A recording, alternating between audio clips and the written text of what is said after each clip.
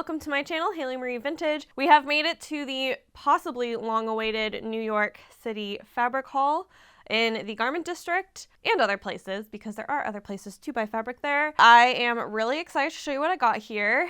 I am first going to go through the middle section, which is trims and tools, and then after that I'm going to go through this stack and then this stack. I have these all sorted out by store. Yeah, that's kind of the plan. We're going to start out with just some tools. They're nothing too exciting. I got a 3mm eyelet and grommet kit. I have learned that I prefer the hammer type over the clampy tool because the hammer type is easier on my hands. Other miscellaneous tool I got a rhinestoner. It's like a little wax thing that you pick up rhinestoners, because when I rhinestone, I do it with tweezers or my fingers, which isn't great. So I've always wanted one of these tools, but I haven't wanted to buy it from like a big company like Joann's. So when I saw one of these just hanging out and about, I picked it up. Okay, trims. We'll start with this insane thing. I don't know what I was thinking when I bought this. I showed this to my friend in New York and she's like, I do not know what you were thinking. I don't know what I was thinking either. It was just so rainbow and fun and like tacky that I had to have it. So I'm thinking of making like the tackiest cowboy shirt that's like Lisa Frank themed is what I'm thinking. So I think that's the plan with this. However, very irrationally, I think I bought 5 yards of this, which I don't know. I don't know if I was thinking I was putting this on a skirt. I don't know what I was thinking. I was clearly in a bit of a fever dream, but I have it. I will figure out how to use it. That's the scoop here. Now we can talk about the next thing. So I have a couple of trims here. I have this really beautiful light blue beaded kind of like zigzaggy trim that I got. I am going to make a like cowboy denim fringe jacket that I want to be kind of like, I don't know, girlied up. I feel like that's not the right term either, but either way, that's what I want to do with this. So I actually bought a bunch of stuff in New York for this. I've had this kind of in my brain for years, but I now finally feel like I have the skill and I found the perfect pattern to make this with. And then we'll see how well this comes out of the bag. Where the heck? Oh. So hopefully you can see that they're like long beads with bigger beads at the end. So the plan is basically to put this on and then layer the blue on top of it for my dream denim jacket. Have it down the sleeves, across the back, probably across the front. Anywhere I can put it that I have enough yardage for is the plan. This will probably be kind of heavy and annoying to wear, but it's going to be worth it. I think I have that planned. My fall sewing plans, I think I'm going to time it around Halloween. Even though for me this is not a Halloween outfit, I understand that a lot of people who are going bedazzled cowboy would be for Halloween. But this is for my everyday life, because I'm normal. The last thing I got is I got a bunch of different like rhinestones and stuff that are the shapes that I can make like little flowers and stuff, like appliques for the denim jacket that again are going to be really sparkly and fun. Those trims I got them at 2. I think I got it at B&Q Trims, and then I got some of it at High Feathers, which I have all of them on a map. I'll just link the map down below. I will have like restaurants and stuff on it, but I do have a whole color-coded section of just fabric shops, and that will label all of the fabric shops these are from. So hopefully that'll be helpful. Oh, and the tools are from Pacific Trimming, East Coast Trimming. I don't know. They really like to name their things after coasts and oceans over there. Not that we don't here in Washington, so I don't know what I'm critiquing. But yeah, next up, these are from, I think these are the East Coast Trimming. In my tour, I showed you a lot of really, really, really beautiful, I don't think these are quite like Victorian old lace trims, but they're fairly old lace trims that you can't really find anymore. Maybe 40s, maybe 50s. If you know more about like the era for trims like these, let me know. But this first one here is this black with a hot pink accent. My plan is I want to make an all black gunny sack style dress with this trim as like the pop of color. Just, you know, something spooky, girly, maybe a little bit like the Love Witch type vibe. So that's the plan for that. I don't know honestly if I'll make that one on camera. I have so many ideas that I can't make them all on camera at this point in time because I can so much quicker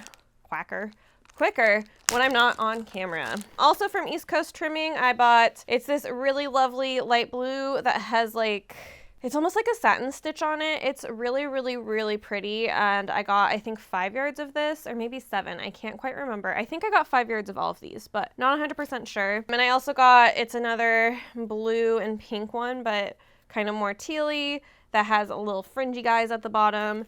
And the last one that I got is this beautiful, it like reminds me very specifically of a dress I have owned or a fabric I do own. I have to do a little bit more investigating, but this like purple yellow color scheme is pretty easy to find in floral fabrics. So I think my thought is to find a fabric that kind of matches this color type and to go from there and make something cute. And then this little baggie here, which I'll pull things out and I'll show you a couple. I also have like a weird crochet trim that I thought could be useful for something, but I was showing the women who worked there pictures of my work and explaining what I do, and they got really, really excited and they took me to their scrap bin. So this is all the leftover like little bits of trim that they basically can't sell because it's like less than a yard. And they were like, if you think you can use these pieces, take them. So I did. I will never turn down really expensive free lace. So I have a couple projects on my brain that I've been thinking about how to use my large and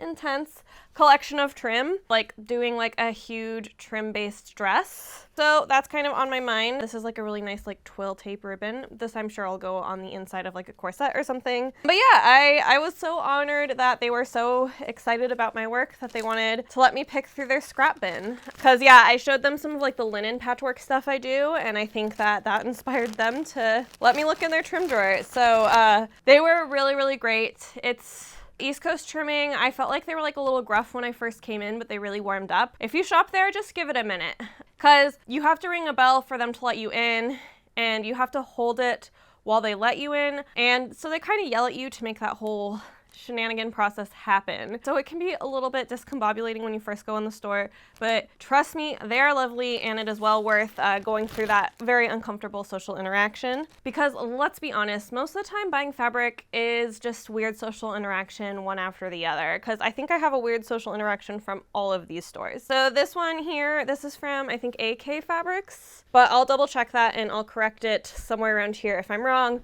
These are just some silk charmeuses. I just got a really, really vibrant purple one and then a black one. I got 3 yards of each. They were priced around $25 a yard, which for how thick the charmeuse is felt like a good deal to me, because I feel like a lot of charmeuses I see are still slightly thin at that price, and these are nice and robust. And I picked this up for a lining for one of the fabrics you're gonna see in here for an evening gown. I'm just feeling so inspired and ready to sew right now. So this is my mood pile, so we're gonna go through this next. Highly recommend going to Mood. I mean, it is like the cult classic New York store. It was not my favorite though, which I expected to be a favorite. I grew up watching Project Runway. There I had one really weird and bad interaction with an employee and 2 really excellent, 3, 4, 5 great experiences with 5 different employees and just 1 kind of weird bad one.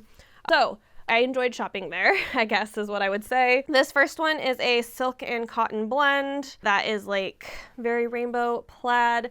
I'm thinking of like a billowy, beautiful sleeved shirt for this guy. Not only can I just wear it by itself, but I will also be able to layer under some of my fantabulous overall collection. So that's the plan for this guy. When we did find it, it was not in a silk blend section, and they actually did a burn test live and in front of me that showed it was silk, because when they were cutting it, it didn't feel right and it didn't have a price tag. So initially I was hoping this would be like, you know, not a gajillion dollars a yard, but it did end up being $25 a yard because of that silk blend.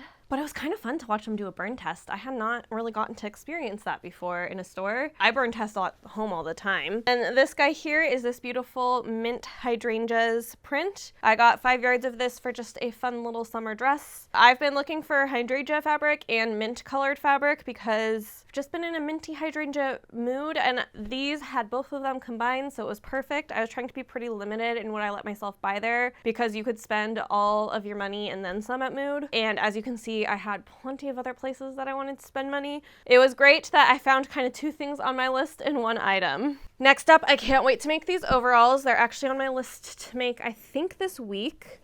This is some lovely, it's like a heavier cotton. It does have stretch to it, which will be interesting. Working with stretch is a little bit scary for me. However, I adored the blue mushrooms in this print. I think they're so cute, and I think they would make the cutest overalls. I could dress it up with like cute tops under it. I could just wear a bralette and like be super cute and gay at a party. I don't know, but I love, like, mushrooms often are so like red and green coated or brown that seeing such like a cool toned print was really exciting for me because I love mushrooms, but I don't love red. So this was perfect for me.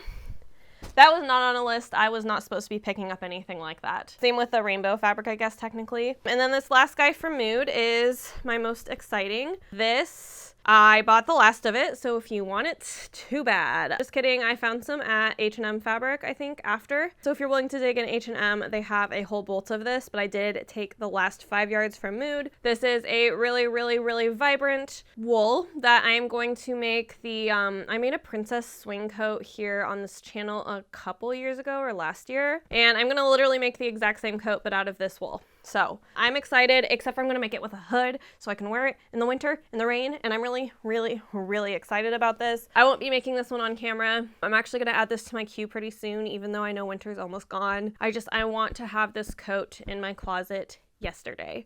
So I'm adding this to my queue pretty quickly. All right, my last stack here, we have two shops. The first was the vintage shop I went to that had fabric, which was Stella Dallas, I think.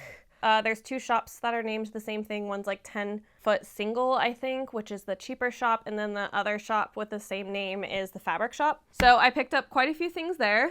First thing here, I bought this fabric that has these little houses on it. Actually, like in retrospect, I could have definitely not bought this fabric. Now that I have it home with me, I'm less excited about it, but that's okay. I can use it to basically like mock up a shirt. I remember this was not very expensive, but I liked the trees and I liked the little houses and like the water and the reflection and stuff like that, and that's why I picked it up. And you know, sometimes we all make questionable choices in the moment. Non-questionable choice though is I have 7 yards of this. I did pay $12 a yard for it, but it's this beautiful light green eyelet that I think will make the prettiest little gunny sacks dress. So that's the plan for this guy. And because it's vintage, it's just super nice and well done, and I love that it's kind of like bow themed as well. It's really cute, or it's fruit themed. Depends on how you look at it. It could be cherries, it could be bows. And then this last one, I have to figure out how to show you guys what is actually on this. This is for another pair of overalls, and it has like ketchup, maple syrup, tuna cans, sardine cans, clams, snails. Like, it is so weird, you guys. This print is bizarre. My friend actually found it, so after I make my overalls, I'm going to make as many tote bags as I can of this and give it to my friends because it's so campy and so fun, and it's gonna make the cutest little overalls. These will also probably be made off camera because I'm gonna use patterns that I have sewn on camera for it.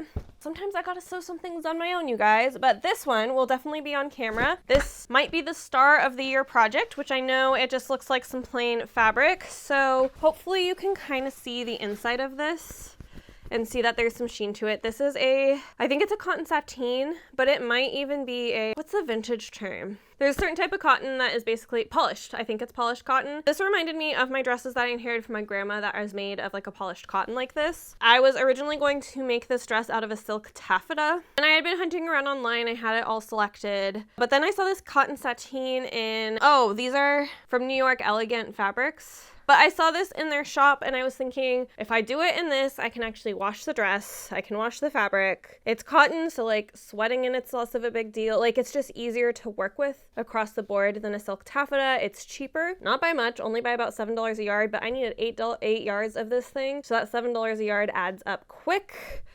My plan with this dress, this is going to be for my dress with the feathers that I've been talking about a bunch. This dress is going to come hopefully late summer. And I'm going to actually hand sew the feather trim on so that way I can cut it off if I ever need to wash the dress. And a cotton is also just more washable. So across the board, I think this is a more practical fabric for me and will give the stiffness effect still that I need. Like, I feel a lot more comfortable interfacing this over silk taffeta. I just overall feel a lot more comfortable working with this cotton sateen than I would a silk taffeta. So I was really excited to find this. This was one of my must-find fabrics on my list. So I was pretty excited. Next up, I wish I actually bought more of this, but I bought this for accent pieces. A lot of projects and patterns from the 50s and the 40s and even the 30s call for eyelet fabric as an accent, and I found this really cute bow eyelet fabric that I think is absolutely stunning. So I picked it up for that purpose, and it's really pretty. Yeah, I like it so much that I wish I picked up more, which is super funny, but you know, it happens. And we're still in New York Elegant Fabric. I spent the most money there for sure. This is a Liberty of London print, And what happened was I was at the store, I saw this print, I really liked this print, but I thought I can find that online and buy it when I'm not putting everything else on my credit card and then paying that credit card off the next month. So I would love to get this into a different like payment cycle essentially. I don't know, I just wanted to buy this at a different point in the year where I didn't just pay for a trip to New York. I wanted to spread out my money because this haul is basically all of my fabric budget for the year. This plus the fabric I got. I've been traveling a bit and I have a huge fabric haul that I'm going to show you guys in a few more months that I've been picking up here and there and everywhere. And this is basically all of my fabric for the year. So because of that, I was hoping to buy this later, but I looked up the print after I got home and this has been out of print for a really long time. I couldn't find it anywhere online. So I actually went back to the store to order it. And then this was a whole odyssey. Sorry, you're in for a story time. To be clear, I loved New York Elegant Fabrics. It was the store I felt most comfortable shopping with, talking to the store associates with. It was a really great shop, clearly family run. I got up to the front. They wanted to charge me for the fabric before they shipped it, which was fine because this was in their warehouse. It wasn't in their actual shop because this is one of the shops that has the header cards. You give them the header card. They send someone down in an elevator to their stock house. They come back with a bolt of fabric, all that jazz. So they didn't have this and they had it in their warehouse outside of the city. And of course, I went back to order it the last day I was in New York, second to last day I was in New York, so I couldn't get it before I left New York, so I was gonna have them ship it to me. So they had me pay up front for the fabric, which was fine because I understand like when you cut Liberty Lawn yardages, that's some scary business. They charged me again when they shipped it for the fabric, and this is $44 a yard, so it is not cheap. So then I like called to them, I talked to the father, he clearly had no idea what I was saying.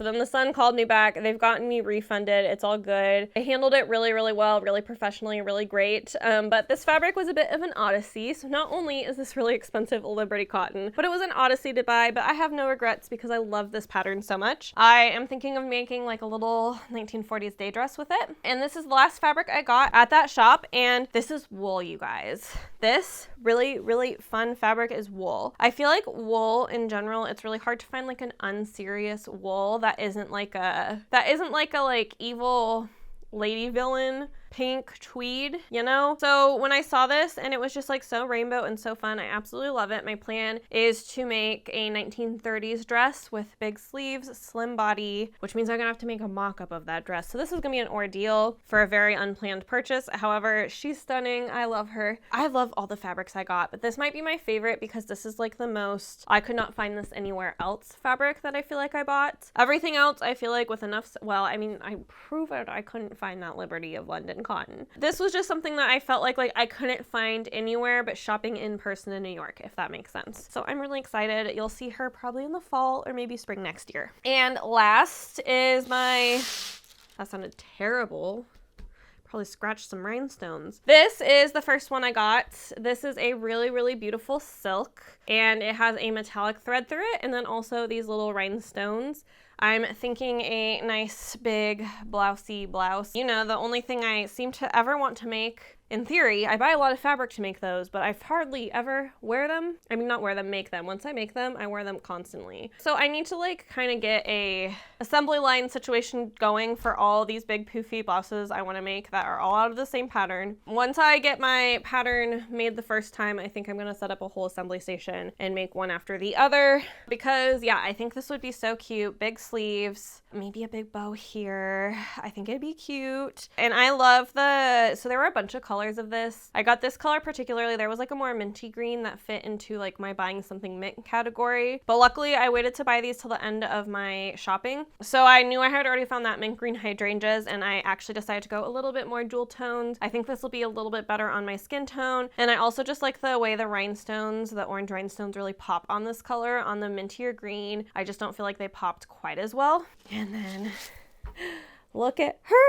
Okay, this was my most expensive fabric. This came out at $65 a yard, which actually isn't a terrible price because if you watched my video, I found a fabric pretty close to this. This is very different from that fabric when you actually look at the rhinestones themselves, but I found a fabric like this for $150 a yard in another shop. This was on my mind the whole time. I had been thinking of like hand beading something like this because I was feeling too cheap to spend $150 a yard. I think in the end of the day, I would have spent that money per yard because hand beading thinking that would be a nightmare, but I didn't have to. This is the fabric that I ended up buying. It's a little less dense than perhaps some of the like more expensive ones, but at $65 a yard, I'll take less dense. Again, I have a beautiful 1930s gown envisioned for this, lined with that black silk that I showed you. Yeah, I think this fabric's stunning. And what's fun is there's a ton of different rhinestones in it, and however they did the rhinestoning, there's different patches that have different types of rhinestones on it. It's a really, really, really fun, sparkly, cool fabric. It is very heavy, which is why I'm going 1930s, is I think if I did a 1950s dress out of this, I would just not be able to move because I would have a full skirt full of really heavy rhinestones. So with 1930s, I can keep the silhouette super streamlined and still get that really fun gown effect. This is going to be my holiday dress, so stay tuned for this at the end of the year. But this wraps up my New York City Fashion District haul. I hope you enjoyed. I hope you're excited for those future projects. Don't forget to subscribe and stick around to see them if you're feeling excited about them too. And yeah, I think that's all I have. Give this video a like and comment down below to help me in the algorithm if you so desire. And I will see you next week at 8 a.m. Pacific time for my normal sewing video. Bye!